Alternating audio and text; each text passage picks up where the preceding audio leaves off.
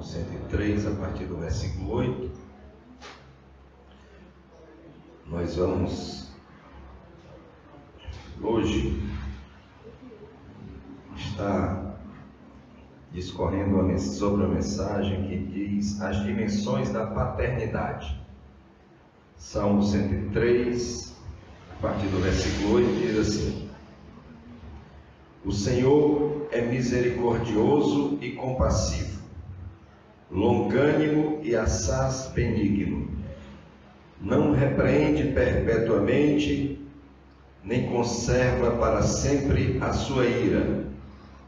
Não nos trata segundo os nossos pecados, nem nos retribui consoante as nossas iniquidades. Pois quanto o céu se alteia acima da terra, assim é grande a sua misericórdia para com os que o temem. Quanto dista o Oriente do Ocidente, assim afasta de nós as nossas transgressões. Como um pai se compadece de seus filhos, assim o Senhor se compadece dos que o temem. Louvado seja Deus. Vamos orar pedindo a misericórdia de Deus sobre nós. Amado Deus e eterno Pai Celestial, em Tua excelsa presença, Pai querido, nos colocamos uma vez mais, para que o Senhor esteja a falar aos nossos corações. Carentes que somos, ó Deus, da Tua Palavra. Senhor, pois a Tua Palavra é viva, é eficaz.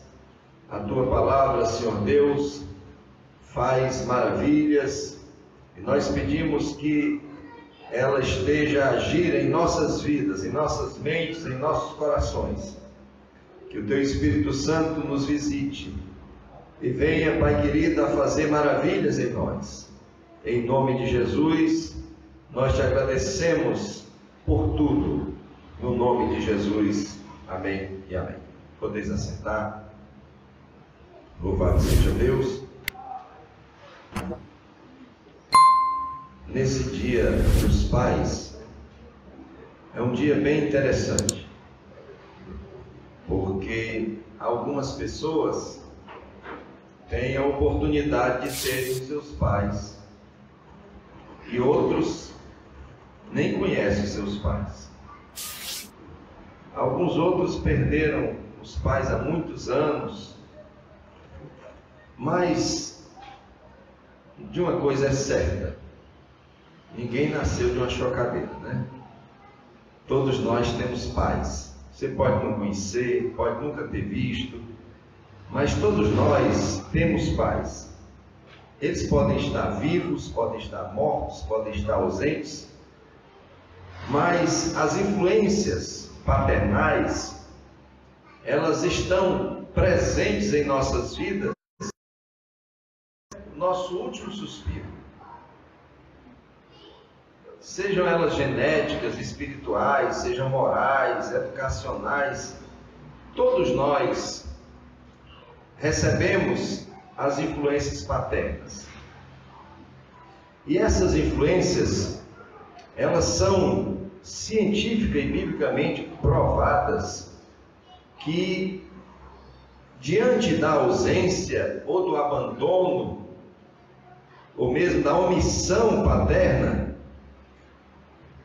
há um prejuízo cientificamente provado no desenvolvimento psíquico do ser. Não há como a pessoa enfrentar a vida da mesma maneira se ele tiver pai e mãe, se ele tiver só mãe, se ele tiver só pai.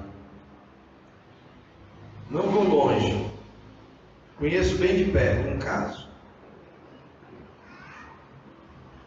Como talvez só a pessoa saiba, então não sei se me ouve, né? Mas essa pessoa teve uma criança e o pai não quis assumir. Isso não é novidade, infelizmente. E aconteceu que a criança começou a ter problemas na escola. Uma criança muito inteligente, mas começou a ter problemas de aprendizagem. Os professores, os orientadores da escola mandaram chamar a mãe. e disseram para ela o que estava acontecendo. Como o pai não quis assumir, toda vida que a criança perguntava para a mãe: mãe, ele viu os coleguinhas, quem é o meu pai? A resposta dela: o seu pai sou eu. Até que, quando ela viu que isso estava trazendo prejuízos para a criança, ela então resolveu agir e procurar o pai para que ele reconhecesse a criança. E assim aconteceu. A criança já se formou, já não é mais criança, mas indubitavelmente essa afirmação científica é comprovada. E nós precisamos entender que as influências, elas podem ser aquelas que estão sob o nosso controle. Há influências que eu posso controlar e há influências que eu não tenho o menor controle sobre elas. Quais são as influências que estão fora do nosso controle? As influências genéticas. Eu estava conversando com a minha esposa, estava dizendo, a minha esposa tem um problema de vista, disse que eu estava bonito. Eu digo: não, minha filha, bonita é fulano de tal. Aí eu falei de um personagem muito conhecido, não vou fazer propaganda dele, um personagem da mídia muito conhecido, que antigamente, hoje em dia está estragado, mas antigamente ele era um rapaz muito bonito. Então, se eu fosse escolher a beleza dos meus filhos, eu tirava a minha genética e botava a genética daquele cidadão, para os meus filhos serem tão bonitos quanto aquele cidadão. Mas não está no nosso controle a influência genética sobre os nossos descendentes. Talvez, se eu pudesse escolher, eu não tenho o menor problema de não ter cabelos no corpo aqui, mas talvez, se eu pudesse escolher, eu preferia a genética do irmão Antônio Carlos. Tem cabelo branco, mas os cabelos estão todos na cabeça, Está bem direitinho o capacete dele aí, tranquilo. Eu tenho que usar chapéu para me proteger. E assim outras pessoas. Atualmente, os geneticistas já estão procurando determinar, por exemplo, você vai e consulta um determinado médico e ele diz: olha, nós temos a capacidade de influenciar geneticamente para que o seu filho nasça de olhos claros. Então eles estão prometendo que no futuro vai acontecer, mas por enquanto não acontece. Por enquanto, essa influência genética é totalmente fora do nosso controle. Se existe outra coisa também que está fora do nosso controle, é a influência dos anos que se passaram. Nós vamos ver, biblicamente, que essa influência ou essa ausência pode acontecer de maneira premeditada e pode acontecer de maneira velada. Essa ausência que eu estou falando, ela pode se dar quando existe não uma ausência propriamente, mas uma ausência velada. Uma ausência quando o pai está corporalmente presente, mas espiritualmente, emocionalmente, ele se omite tanto que é como se ele estivesse ausente. No livro de 1 Reis, no capítulo 1, nós vamos encontrar a história de um dos grandes heróis da Bíblia Sagrada. Esse homem tem uma folha de serviços prestados à nação de Israel invejável. No entanto, quando a gente vai verificar, esse homem parece que nunca leu aquela frase tão conhecida que diz assim: nenhum sucesso justifica o fracasso no lar. Nenhum sucesso nos negócios, na carreira. E justamente a gente pode ver que a carreira desse valente, desse homem, desse administrador, desse rei, foi uma carreira brilhante. Ele era pastor, ele era poeta, ele era um guerreiro, um valente, chegou a ser rei de Israel. Mas quando a gente vai ver a vida emocional, a vida familiar desse homem, a gente vai ver que ele foi muito fracassado. Ele conseguiu vencer o grande gigante Golias, mas não conseguiu vencer as lutas dentro do seu lar. E a Bíblia diz que Davi teve várias mulheres, e quando ele veja o que diz o capítulo 1 do primeiro livro dos reis. Começa assim: sendo o rei Davi já velho e entrado em dias. Davi já estava no final da vida. Mesmo estando no final da vida, ele ainda tinha o trono sobre sua responsabilidade. E Davi, que era pai, experimentou um revés, uma luta terrível. E a luta foi que o seu filho Adonias, filho de Agite, se exaltou e disse: eu reinarei. Seu pai estava vivo, mas ele não estava nem tomando conhecimento. A Bíblia diz que ele imolou ovelhas, bois, animais e fez lá uma grande festa, e as pessoas o aclamaram rei.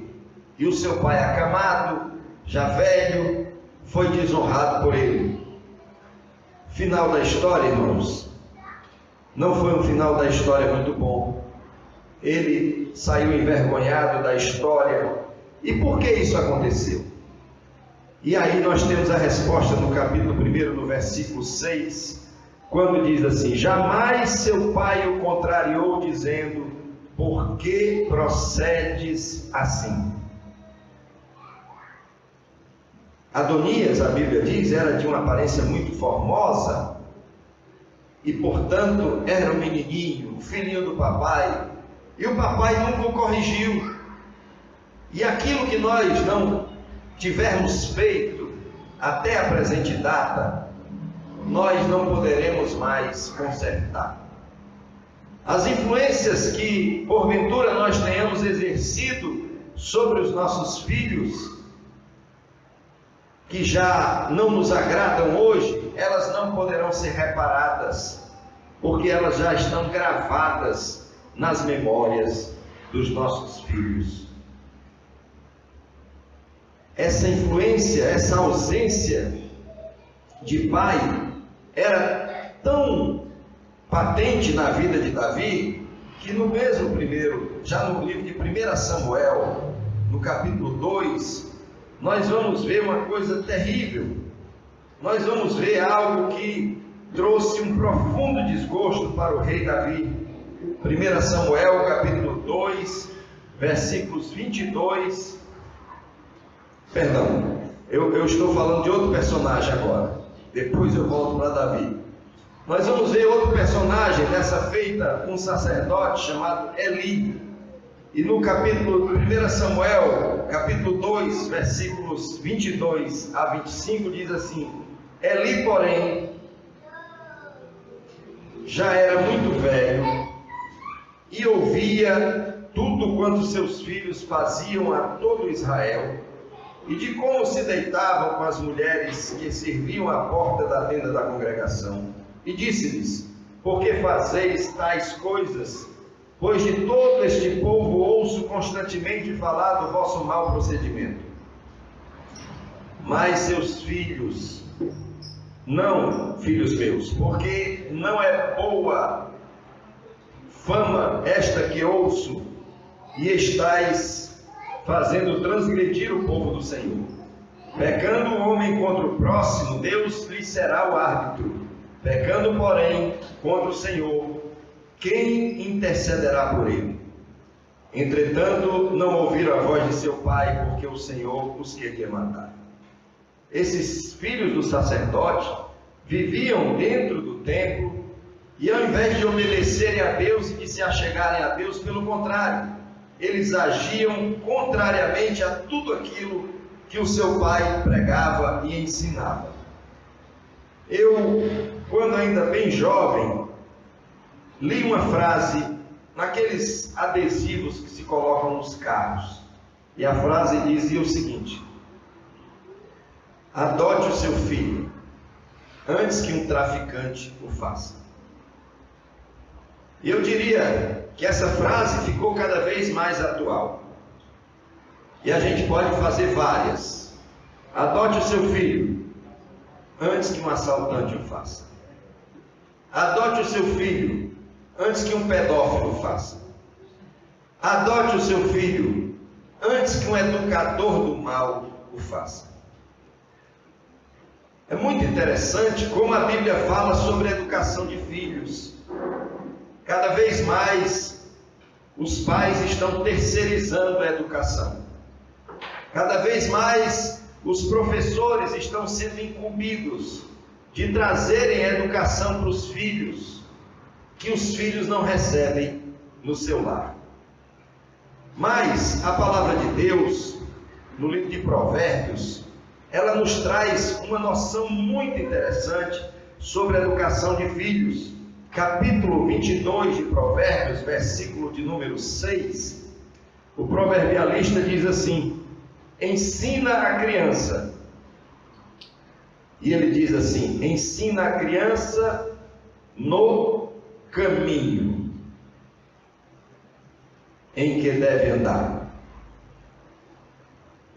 O segredo é que boa parte dos pais até ensina a criança o caminho. Havia uma campanha na Assembleia de Deus: não mande seu filho para a escola bíblica dominical. Não mande o seu filho. Vá com ele, ou venha com ele. É muito comum as pessoas dizerem: meu filho não beba. E aí ele chega em casa, beba. Meu filho seja honesto. E ele comete desonestidades. A Bíblia diz que a receita é: ensina a criança no caminho. No caminho. Nós queremos que os nossos filhos orem de joelhos. A gente precisa chegar em algum momento da nossa casa, se ajoelhar e ver, e os nossos filhos perceberem que nós estamos orando a Deus de joelhos. Queremos que os nossos filhos leiam a Bíblia. Os nossos filhos precisam ver a gente gastando tempo lendo a Bíblia, aprendendo a Escritura Sagrada. Queremos que os nossos filhos escutem músicas que edificam a sua alma. Nós precisamos escutar essas músicas. Eu não conheci de longe uma senhora, esposa de um pastor, ela já faleceu. Uma senhora muito importante a nível nacional. E uma cunhada dela fez uma comparação entre ela e outra, esposa de outro pastor. E aí, a maioria dos filhos dessa primeira senhora estavam e estão servindo ao Senhor até hoje. E os filhos da outra senhora eram dois irmãos casados com duas senhoras diferentes. E o filho da outra senhora com um irmão do marido da primeira, uns filhos estavam na igreja e outros estavam afastados. E aí ela dizia assim para mim: certa vez eu estava indo para um determinado lugar com eles, eles moram em outro estado, e eu ia com ela, com essa senhora, o filho fulano dirigindo, eu dentro do carro e mais dois filhos dentro do carro. E aí os meninos botaram numa estação de rádio e começou a tocar uma música bonita, mas não era uma música cristã. Ela olhou assim para ele, pastor, ela olhar, ele mudou a estação imediatamente. Se nós queremos influenciar os nossos filhos a serem de alguma forma, eu e você precisamos ser. Ensina a criança no caminho. Ah, eu quero tanto que os meus filhos sejam servos de Deus, frequentem a casa do Senhor. Se eu não frequentar, eles também não frequentarão. Se eu não ler a Bíblia, eles também não lerão. Pastor, mas eu conheço gente que o pai não é crente, a mãe não é crente, a pessoa é crente. É uma misericórdia de Deus. Mas o que a Bíblia ensina é que eu devo ser o exemplo, te dar, por exemplo, de boas obras. Essa é a recomendação que Paulo dá a Timóteo. Jesus disse assim: eu sou o caminho. Jesus não apontou e disse: esse é o caminho. Ele disse: eu sou o caminho. Eu sou o caminho. Jesus disse assim: aprendei de mim. Paulo atreveu-se a dizer: sede meus imitadores, como eu sou de Cristo. Jesus disse: aprendei de mim que sou manso e humilde de coração. Tomai sobre vós o meu jugo. Para quem não sabe o que é jugo, é a velha canga, ó. Você pega aqui, isso aqui é um boi, isso aqui é outro. Aí você pega a canga, ó, e bota aqui no lombo dos bois. E onde um boi for, o outro vai também. Mesmo caminho. Se normalmente tem um mais forte do que o outro. Quando um dobrar para a direita, o outro pode até fazer força, mas ele vai ceder. É o chamado boi manso. Ele vai puxar.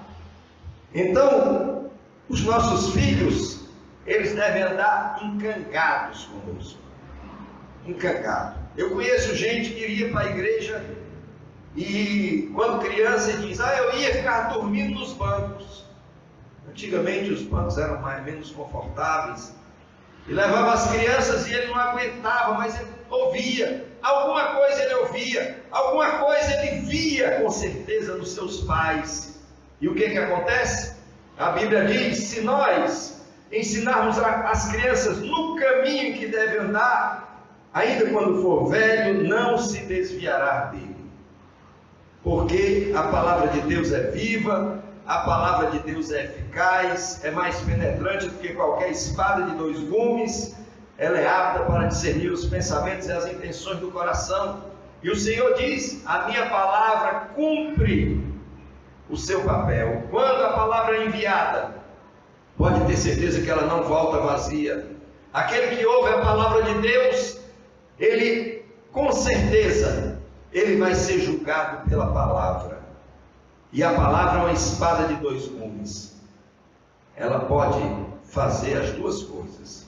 Ela pode penetrar para lhe abençoar, mas ela pode também lhe condenar. Eis que põe diante de ti a vida e a morte. Escolhe, pois, a vida. O desejo de Deus é que todos venham a se salvar, mas a salvação não é de todos, porque as pessoas não são obrigadas. As pessoas têm a liberdade de escolher. Infelizmente, Jesus disse assim: e não quereis vir a mim para terdes vida. Existem pessoas que fazem a opção pela morte. Irmãos, o exemplo é a única forma de ensinar. Os pais são os espelhos dos filhos. Essas duas influências, aquelas que do passado e a genética, nós não podemos interferir, mas nós podemos influenciar de hoje em diante. Seja lá qual tiver sido a nossa postura sobre a influência do dia de hoje, ainda está no nosso controle. A partir de hoje está no nosso controle. Então, é preciso que a gente saiba que a influência do pecado, ela é sutil. E às vezes é como certas doenças silenciosas.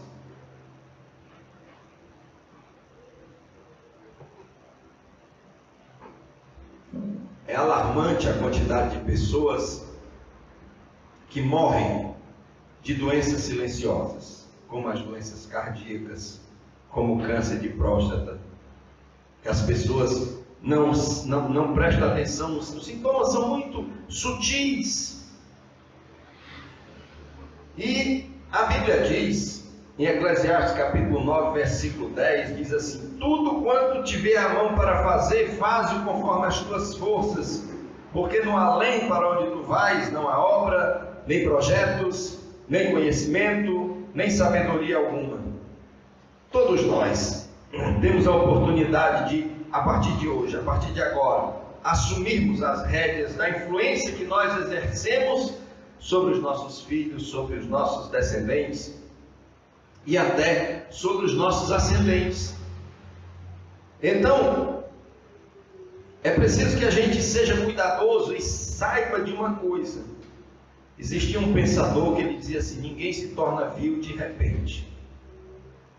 Aí você abre a sua Bíblia aí no capítulo 13 do livro de Gênesis. Gênesis capítulo 13. E vamos ver uma coisa que aconteceu com um personagem bem conhecido. Capítulo 13.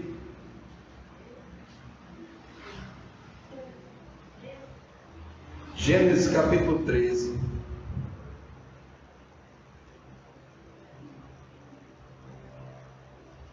Vamos ao versículo de número 12, a segunda parte, que diz assim,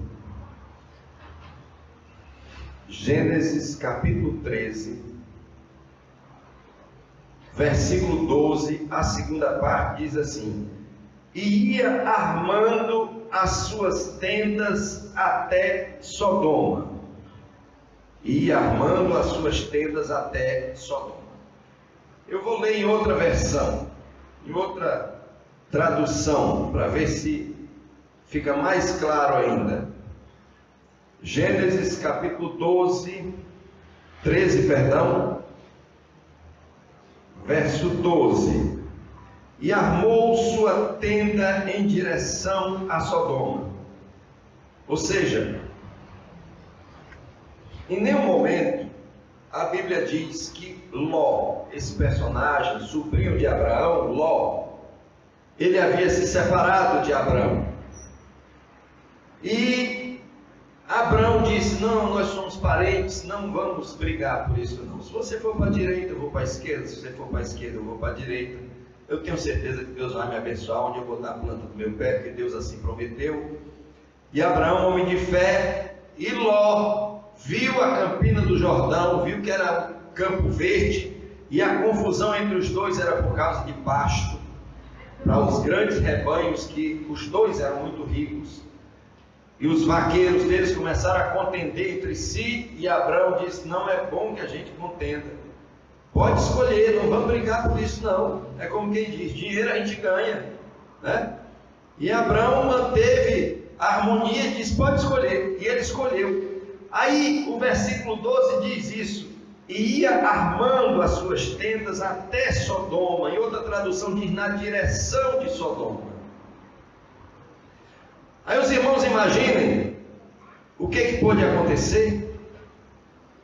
Sodoma já era uma cidade conhecida pelo alto grau de pecaminosidade.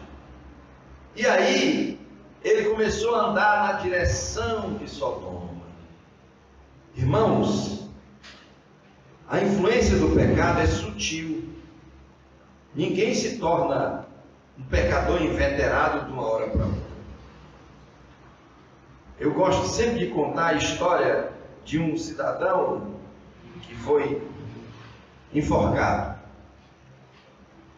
Ele era o maior ladrão de um determinado país, desses países que tem reis e rainhas. E esse homem era terrível. Era terrível. E no dia da sua morte, como é de costume nos países que tem pena de morte, ele tinha direito a uma boa refeição. Ele escolheu a refeição e tinha direito a falar com a pessoa que ele escolhesse. E ele mandou chamar a mãe dele. E a mãe dele era uma senhora que era costureira do Palácio Real. E aquela senhora foi falar com o filho dela que ia morrer dentro de poucos minutos. E ele era tão perigoso que, mesmo ela sendo a mãe dele, ele estava numa grade assim, estava de mãos amarradas para trás. Mãos amarradas. Ia morrer, já estava de mãos amarradas. E então ele pediu à mãe que queria dar um beijo nela. E quando ele se aproximou, ela deu a face e ia beijá-lo. Ele deixou ela beijar e rapidamente ele deu uma mordida no nariz, arrancou um pedaço do nariz, cuspiu e amaldiçoou a mãe dele e disse: eu vou morrer por sua culpa. E ela chorando, não entendia porquê, e ele começou a dizer para todo mundo: é porque quando a senhora me levou para o palácio e eu comecei a roubar, eu roubava pequenas agulhas do palácio, e a senhora nunca me corrigiu. A influência do pecado é sutil. É aquela história que Jesus conta, aquele princípio que Jesus diz: quem é fiel no pouco, sobre o muito colocarei. A influência do pecado é a mesma, a sistemática é a mesma. Ló ia armando as suas tendas em direção a Sodoma. Vocês lembram do texto que nós lemos? Olha como é que Deus, que se compadece do filho que ama, faz. No Salmo 103, nós lemos que assim quanto dista o Oriente do Ocidente, assim afasta de nós as nossas transgressões. Nós não podemos, irmãos, negociar, transigir com o pecado. Nós não podemos dar espaço. O pecado, irmãos, é um bicho perigoso, que vai crescendo até comer o cidadão pelo pé. Se nós quisermos sermos senhores da nossa influência a partir de hoje, nós devemos adotar as posturas de dois homens que a Bíblia ensina. A Bíblia fala de um homem que causa admiração a todos. Dizem os historiadores que é o livro mais antigo da Bíblia e tem um nome bem pequenininho, o livro de Jó. E a Bíblia diz que esse homem chamado Jó, ele tinha uma característica que deve ser copiada por nós. Veja aí Jó capítulo 1, versículo 5. Diz assim: decorrido o turno de dias de seus banquetes, chamava Jó a seus filhos e os santificava. Levantava-se de madrugada e oferecia holocaustos, segundo o número de todos eles, pois dizia: talvez tenham pecado os meus filhos e blasfemado contra Deus em seu coração. Assim fazia Jó continuamente. Nós vamos ver outro personagem bíblico também bem conhecido, Josué. No capítulo 24 e no versículo 15 do livro de Josué, nós vamos ver que o povo de Israel estava vivendo um momento bastante conturbado, e o povo estava vivendo fora dos princípios de Deus.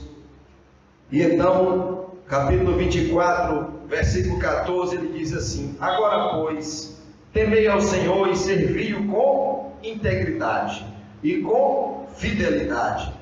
Deitai fora os deuses aos quais serviram vossos pais, da além do Eufrates e no Egito, e servi ao Senhor. Porém, se vos parecer mal servir ao Senhor, escolhei. O que diz aí na sua Bíblia? Escolhei quando? Alguém me ajuda? Hoje. Escolhei hoje a quem servais, ou a quem sirvais. Se aos deuses a quem serviram vossos pais, que estavam da além do Eufrates, ou aos deuses dos amorreus, em cuja terra habitais, ele diz: eu e a minha casa serviremos ao Senhor. Então, irmãos, o dia da escolha é sempre hoje. Nós precisamos aprender, entender como agia Jó. A Bíblia diz que Jó fazia sacrifício por seus filhos continuamente. Continuamente. Ah, pastor, eu oro pelos meus filhos. Todo domingo eu oro. Mas Jó fazia diferente. Jó se apresentava a Deus de madrugada. Sabe por quê, irmãos? Porque se eu tenho alguma coisa importante para fazer, eu não vou esperar para o final do dia. Eu passo na rua e vejo no banco, no dia do pagamento do auxílio emergencial, de manhã, irmãos, as caixas econômicas, as lotéricas lotadas. De tarde não tem ninguém. Porque é importante, né? Então a pessoa vai quando? Cedo ou tarde? Cedo. Então, se interceder pelos meus filhos é importante, eu vou fazer cedo. E Jó de madrugada, ele se levantava de madrugada. É como quem diz: o que é mais importante, a gente faz primeiro. Eu gosto muito de comer. Chego em casa com fome. Agora não. Agora eu lavo as mãos toda a vida que eu chego em casa. Ou com fome ou sem fome. Mas às vezes, antigamente, eu estava com tanta fome que eu me sentava logo, queria logo comer. É tão importante. Então, nós precisamos aprender com Jó. devemos influenciar os nossos filhos, devemos interceder por eles, mas devemos fazer como Josué: eu e a minha casa serviremos ao Senhor. Nós precisamos entender que esses dois homens temiam a Deus, andavam com Deus, eles fizeram alianças com Deus, e é interessante como Deus fala a respeito de Jó. Deus fala dele: Jó era um homem íntegro. Sabe, irmãos, a integridade é algo que eu não sei de nenhum de vocês. Quem sabe a integridade é Deus, porque eu não consigo ver o que tem dentro do seu coração. Não posso dizer o nome, porque eu já ouvi de outra pessoa, mas conta-se que em uma determinada cidade tinha um homem excelente. Sabe aquele homem que tudo que ele fazia dava certo? Não, vamos fazer, ele era um homem crente, né? Vamos fazer aqui uma grande cruzada em Fortaleza. Chama aquele fulano de tal. Chamava o fulano de tal. Quando a pessoa: quem é que está à frente? Fulano de tal. Então vai dar certo, vai ser uma maravilha, vai ser um sucesso, êxito total, bênção de Deus. Só que no dia que esse cidadão morreu, todo mundo tinha o maior respeito por ele, apareceu um segredo. Tinha mais alguém chorando ali da viúva, mais duas pessoas, uma varoa e um varão. Para todos nós ele era um homem reto, porque a retidão a gente consegue perceber de fora, mas a integridade só Deus vê que é dentro. Então ele era um homem reto, todo mundo tinha respeito por ele.